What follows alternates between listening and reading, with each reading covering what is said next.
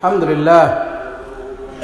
لله رب العالمين والصلاة والسلام على أشرف الأنبياء والمرسلين نبينا محمد وعلى آله وأصحابه أجمعين أما بعد معزز دینی و ملی بھائیوں، عزیز ساتھیوں، تمام تعریفیں اللہ رب العالمین کے لیے ہیں۔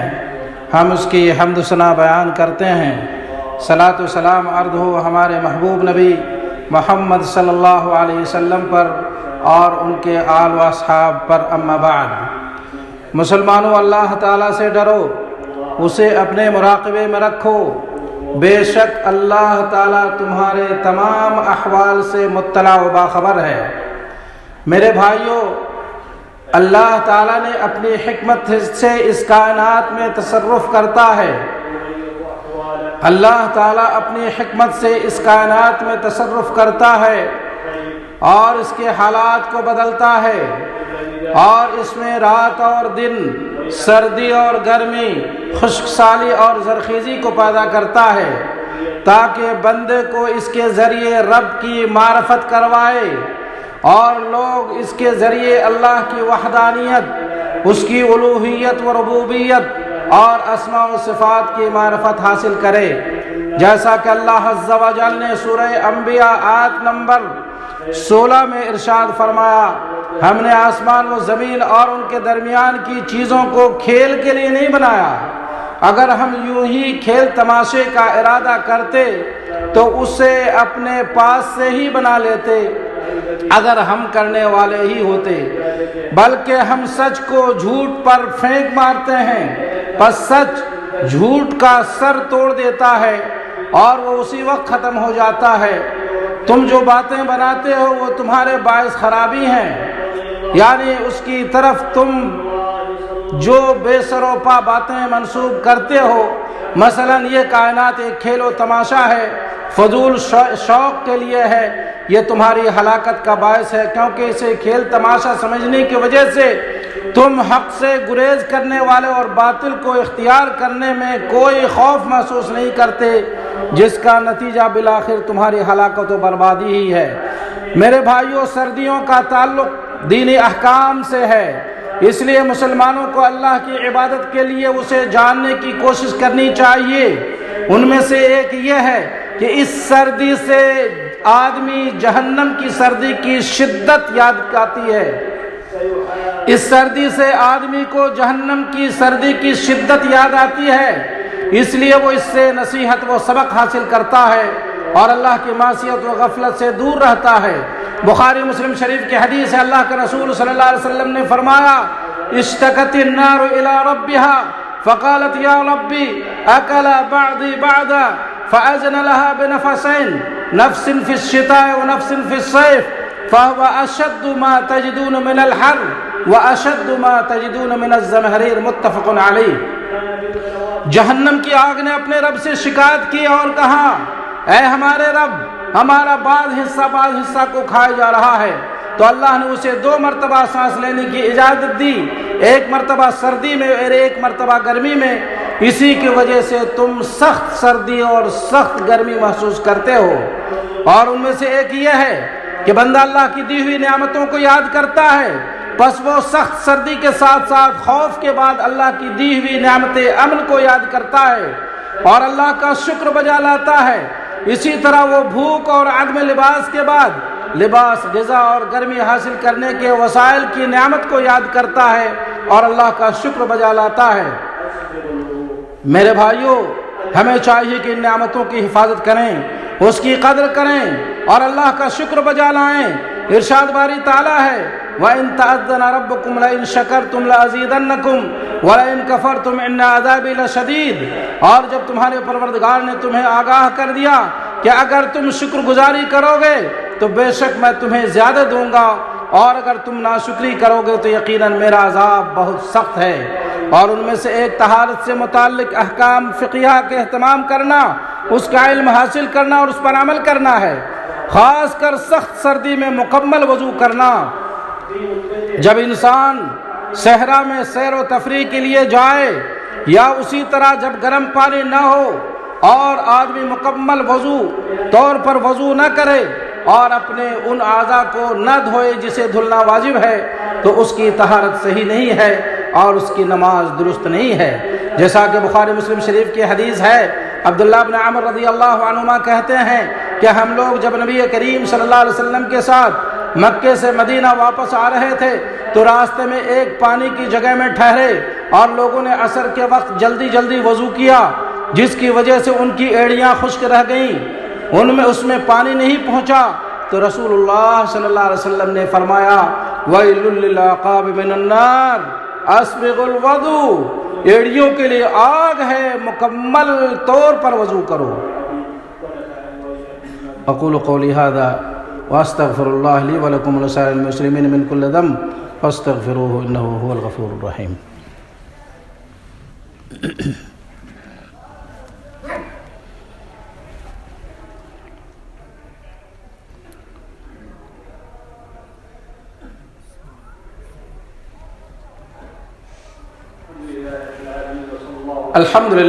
الحمدللہ وکفا وسلام علی عبادہ الذین اصطفیٰ اما بعد۔ معزز دینی بھائیوں، انہی میں سے موضوع پر مسح کرنے کے احکام کا اہتمام کرنا ہے۔ موضع پر مسح کرنا جائز ہے بشرطے کہ وہ پاک ہو، اس میں نجاست نہ ہو اور وضو کرنے کے بعد حالت طہارت میں موزہ پہنا ہو۔ بخاری مسلم شریف کی حدیث ہے، عمرو بن مغیرہ رضی اللہ عنہ اپنے والد سے روایت کرتے ہوئے کہتے ہیں کہ میں نبی کریم صلی اللہ علیہ وسلم کے ساتھ ایک سفر میں تھا تو وضو کے وقت میں جھکا تاکہ آپ صلی اللہ علیہ وسلم کا دونوں موزے اتار دوں۔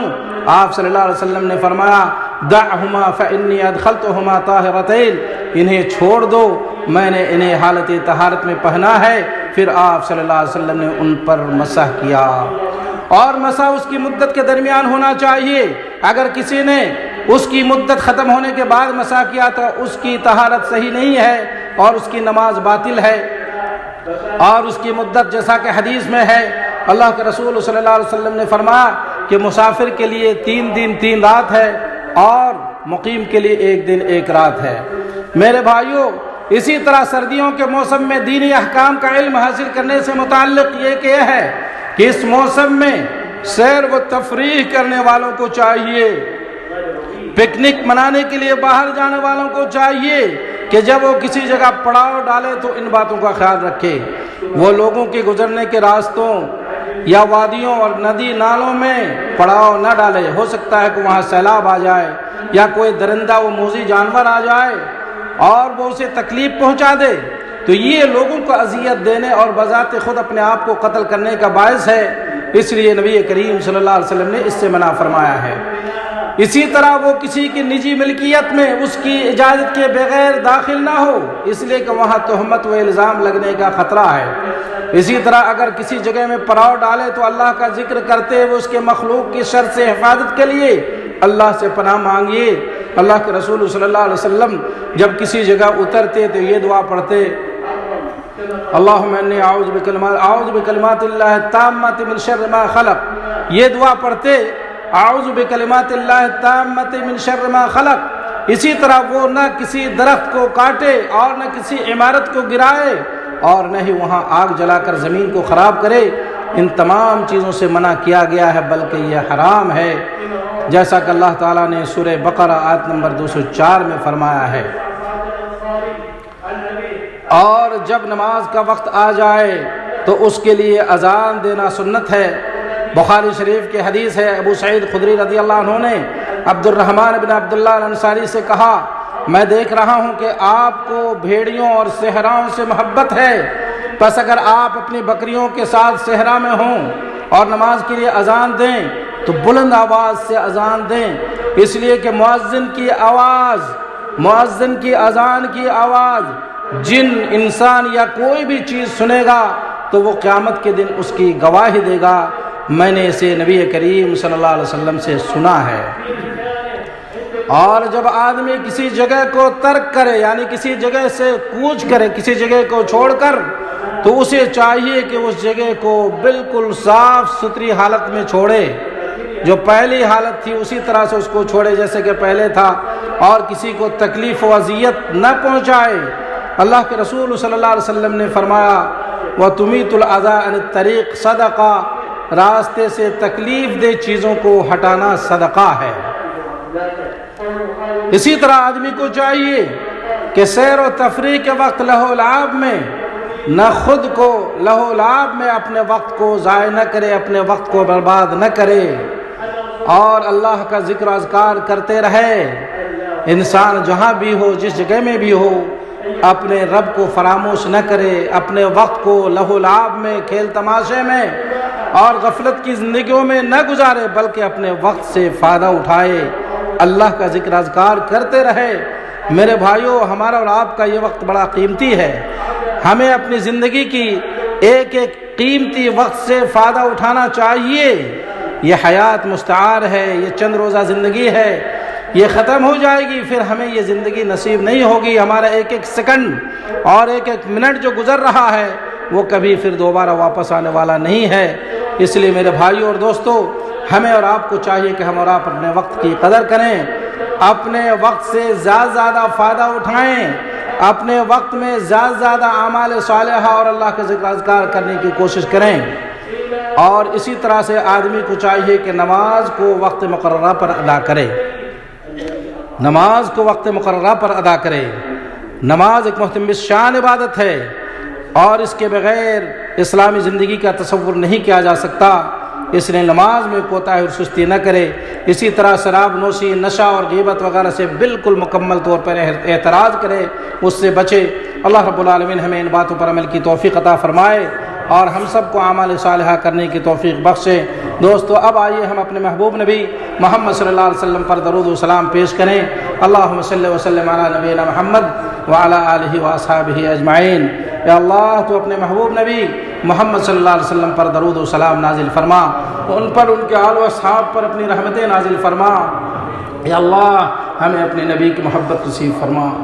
یا اللہ، ہمیں اپنے نبی کی محبت نصیب فرما، ظاہر و باطنی طور پر ان کی سنت پر عمل کرنے کی توفیق عطا فرما۔ یا اللہ، ہمیں اپنے وقت کی قدر دانی نصیب فرما۔ یا اللہ، ہمیں زیادہ زیادہ اعمال صالحہ کرنے کی توفیق عطا فرما۔ یا اللہ، ہمیں ہدایت، تقوی، عفت و پاک دامنی عطا فرما۔ یا اللہ، دلوں کے پھیرنے والے، ہمارے دلوں کو اپنی اطاعت پر لگا۔ یا اللہ، ہمیں دین میں ثابت قدمی نصیب فرما۔ یا اللہ، ہمیں قلب سلیم اور سچی زبان، سب پہ سچی زبان عطا فرما۔ یا اللہ، اسلام اور مسلمانوں کو غلبہ و کامیابی عطا فرما۔ یا اللہ، ہمارے امام خادم حرمین شریفہ اور ان کے ولی عہد کو اور تمام مسلم حکمرانوں کو ہر خیر و بھلائی کی توفیق عطا فرما اور انہیں ہر شر سے مامون و محفوظ فرما۔ وصلی اللہ علیہ نبینا محمد وعلی آلہ وصحبہ اجمعین۔